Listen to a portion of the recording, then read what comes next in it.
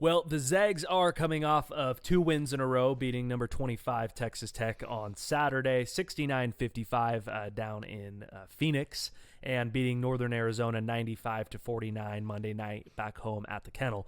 Nice to see the Zags get back on a roll. It really is, man. This is, it's kind of a not necessarily a rough 4-game stretch, but there were a lot of issues kind of that were persistent through the 4 games prior to this, and we've been preaching on a couple different things. We'll get into them in this video, but I think we saw the Zags just take care of a lot of the little things in these 2 games, and it paid dividends for them. You know, Mark Few said in a interview this week, like, guys, I was trying to tell you, like, this is a young team.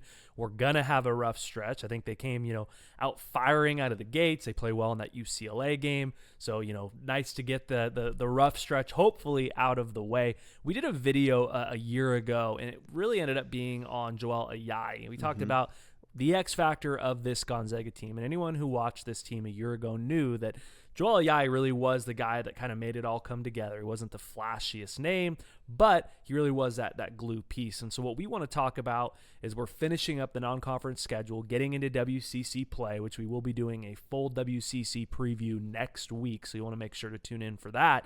Is we want to talk about who is the X factor for this Gonzaga team, and are there some separate X factors just about this team that we would like to see come together for March? And the guy I'd like to start with is Anton Watson. This is a guy who obviously started most of his career at Gonzaga, has played in some very meaningful games and played some big minutes for this program, but we've really seen him start to kind of get back on track these last few games. He scored 17 points on 6 of 7 from the field versus Northern Arizona. Over the last 4 games, he's averaging 11.5 points, 5.3 rebounds, 2 assists, 2 steals, shooting 76% from the field, and 12 of 18 from the free throw line. Now, if I ask you a question and said, hey, who do you think would be second on the team in assists and steals?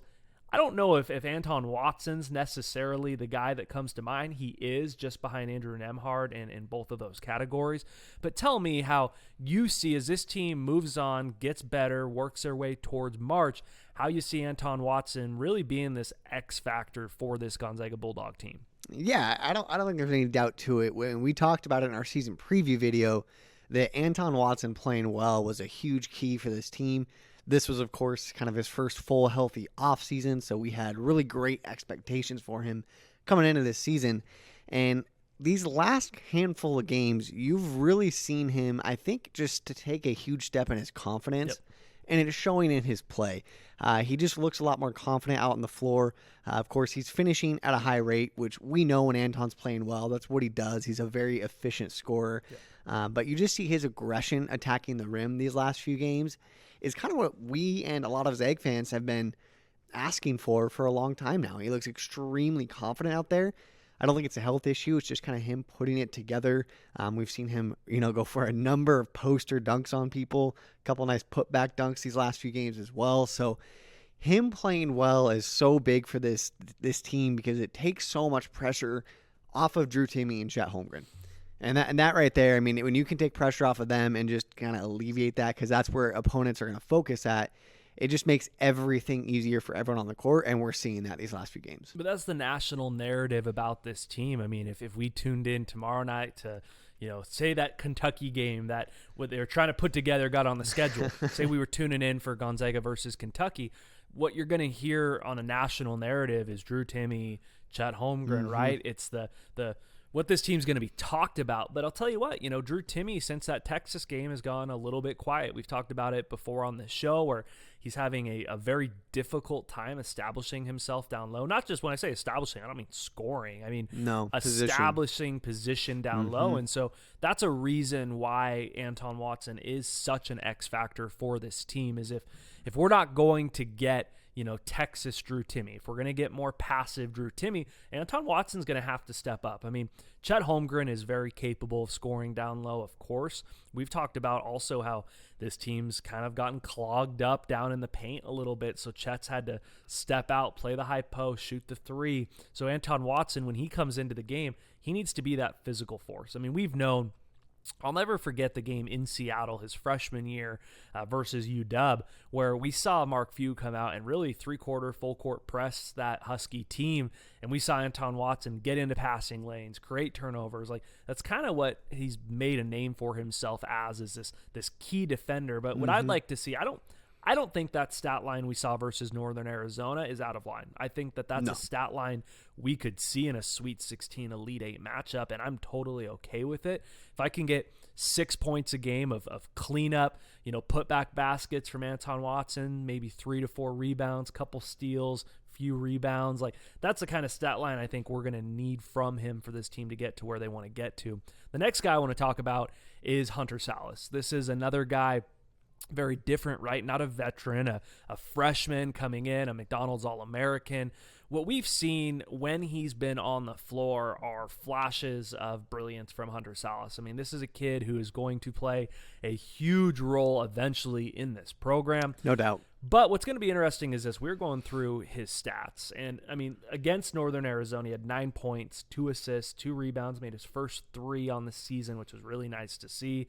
3 of 4 from the field on 26 minutes. And you go and look at his game logs, and versus the Northern Arizonas of the world, we've seen him playing 18, 20, 22 minutes a game. You look against Texas Tech, Duke, UCLA, Texas. He's playing more in that 4 to 5 minute range. And so, just like Anton Watson, just like so many of these kids, confidence is everything. And so with, when we're talking about Hunter Salas and him being an X factor, to me, I think that if this team's going to do what they want to do in March, Hunter Salas is going to have to play meaningful minutes. He's going to have to be a guy who scores 10 to 12 points a game. Few cannot get back to that. I'm going to only play 7 or 8 guys off the bench. And so I think that a major X factor isn't just Hunter Salas, but how much can we use him on this roster? Yeah, I mean, it's a great key to this team, really is. And I think what we need to see happen is they need to use WCC play to purposely get Hunter in positions to succeed and just get his confidence rolling. I mean, these are what these games are for. The WCC is far and improved this year. I mean, the 4-bid dream is still alive for the WCC right now. But there are going to be a number of games in there that you have to focus on getting Hunter Salas comfortable out there. You mentioned him hitting his first 3 in that last game, and I think you saw it on the court. It was just a monkey off his back, man. You saw when he hit that 3, kind of the emotion that came out, because we know he's a capable shooter, and he, of course, just hasn't really had one fall yet this year, and I think it was starting to build on him a little bit. So once teams see him hit that, they're going to have to close out. And when you close out Hunter Salas, you unlock the best part of his game, which is attacking the rim. Which we saw versus Northern Arizona. I was going to say, we saw that as well. They closed out hard on him in the corner. He had a great baseline drive and an easy dunk. And if you give him 3 to 4 steps at the rim without bodying him up, you're going to be in trouble. He's that talented of a scorer when he's attacking the rim. So really huge key for him to do that. I think we're going to see his confidence build on that. And, I mean, you and I talked about it before the show here. I think back to the Alabama game. He played a few minutes in that game, played some really good defense. It was key in that second half where the young guys were kind of getting us back into it. And there was a timeout, and you saw Hunter just hyped up, the emotion coming out of him. And I think when he is a confident player, his confidence flows into other guys. And not everyone has that ability. He is one of those guys that if you get him in positions to succeed, he will make people around him better. And that is incredibly important for this team. Well, this team really is looking for that leadership. They're looking for an identity, really. Last year's team, I mean, you got Corey Kispert, who's that alpha upperclassman. Obviously, Jalen Suggs came in and ran the show. And, Andrew Nemhard's more of a quiet leader. Anton Watson, same thing. Drew Timme, isn't a guy that's going to come out there and necessarily be zoned in for 40 minutes. We know, we love Drew Timme. We know what we get with Drew Timme, but he's a guy that, he comes out and has a good time on the floor. And so I think that guys like Hunter and a guy we're going to talk about here in a minute, Nolan Hickman, have an opportunity to. That's what's funny about this team is you have freshmen who can make an enormous impact honestly, from just a culture standpoint, you talk about how easy it was for him to get that team riled up in the Alabama game, and we just want to see more of that. Caden Perry is kind of the same way, and I think we'll see a little bit more of him as well. I want to talk about Nolan Hickman. I know that there's a lot of Gonzaga fans out there calling for Nolan Hickman to get into the starting lineup. Not saying that you're wrong, just we're not going to see that. We've said that before on the show. Huey's going to stick with Andrew Nembhard, barring, obviously an injury there, for this team to cut down the nets in March, April. Andrew Nembhard's going to be the number one on this team. But I think it doesn't take away at all from how good Nolan Hickman's been. I mean, his per 40 minutes on the season are 13.5 points, 4 rebounds, 3.5 assists. When Andrew Nembhard isn't on the floor, he's running the show. He's the number one. It's very easy to get excited about the future with Nolan Hickman and what we might see next year for Gonzaga. What I want to see with Nolan Hickman, and I do believe this is a big factor, is Rasir Bolton, especially versus Texas Tech. Obviously, he went off, and Nembhard does such a good job when he's playing well of setting guys up, getting guys in good positions to succeed. And Rasir Bolton really was the benefactor of that on Saturday. Nolan Hickman is a very capable three-point shooter in his own right. He's shooting 31% from 3 on the season. What I'd like to see a little bit more of, and I do believe this is a big X factor, is when him and Nembhard are on the floor together, which we see pretty early in the rotation, is I'd like to see him more slide into that 2 spot, maybe get him a few more set threes. I think if you asked him, let's just say that Rasir Bolton didn't transfer from Iowa State, I think Hickman's starting. I think he's starting at the 2. I think he's not having to facilitate as much as he's been asked to do. And I think he's probably shooting 37, 38% from 3. And so, we talked about this several times, and this team's going to live and die by the 3. If Drew Timme cannot establish himself and take over down low, they are going to live and die by the 3 like we saw in Texas Tech. And you can't rely on Rasir Bolton and Andrew Nembhard, really taking care of all of that. And so I think Nolan Hickman being able to step up, increase that 3-point percentage, which I think a little bit of it is system, is going to be a big X factor going down the stretch. It really will. And early in the season, up until the last couple of games, Nolan Hickman was around 38% from 3 on the season. So, and you look at his jumper, and mechanically it is better than a 31% jumper. There's no way he ends at that clip. He's in a little bit of a rough stretch from 3. But at the same time, we've seen him in the mid-range with some really silky shots. So his jump shot is there. And another thing, too, I think it's tough for these, ball handlers like Nolan Hickman who have been kind of that guy in the backcourt their whole life. It's a little bit tough sometimes to come in and have 2 ball handlers in one backcourt. A lot of the guys aren't used to it. Yeah. So we're going to see him get more comfortable with that going through. But he is incredibly important to this team. We, again, have talked about this, but I think Nolan Hickman is just an absolute dog on the court. He's very zoned in. He stays locked the entire time he's on the court. And he has that ability, again, to make people around him better. And that's where, these young guys and the growth that we're going to see through the second half of the season. Zag fans, you should enjoy this. It's not something that we've got accustomed to. We've had some very senior-filled and upperclassmen teams, or guys like Jalen Suggs coming in who are just plug and play. But the growth you're going to see is going to be impressive the second half of the season, and Nolan's going to be a huge part of it. His ability to get the ball, push it in transition, and either finish at the rim, which he's a very crafty finisher, or find his open shooters. He's going to play some big minutes as he has been already. And he's just going to be a big part, especially going into March. The thing I've been really impressed with the last 2 guys we've mentioned, in Nolan Hickman and Hunter Salas, is their defense. They are both complete disruptors, high energy. They're in the right place at the right time as well. Another guy that I want to talk about, and that this is a little bit of an update for all of you out there, is Dom Harris. You talk about Dom Harris. This is potentially the best defender on the entire team if he's healthy. We don't talk about 3-point shooting. Huey said it. He was the best pure 3-point shooter through the offseason. Has a foot injury. There was chatter out there that it was season ending.